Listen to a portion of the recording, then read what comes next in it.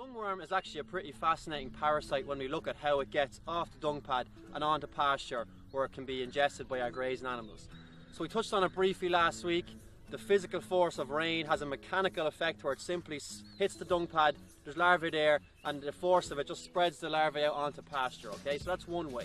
Another way is mechanical dispersion. So an animal hits it, its foot hits the dung pad, and that acts to spread the larvae. Remember when I'm talking about larvae, I'm talking about things that are so small that they can travel in the bloodstream of our animals, okay? Because that's how they get around our animals. Once they get in, they go into the intestine and they get into the bloodstream in there, and that's how they get through to our lungs, to our respiratory system, okay?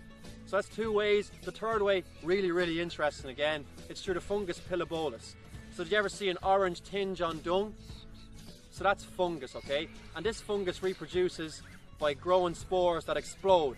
And when these spores explode, they can send lungworm larvae to be hitching a ride on these spores almost 3 meters out into pasture, okay? So that's the 3 ways that lungworm will get out of a dung pad and onto pasture where animals will ingest it.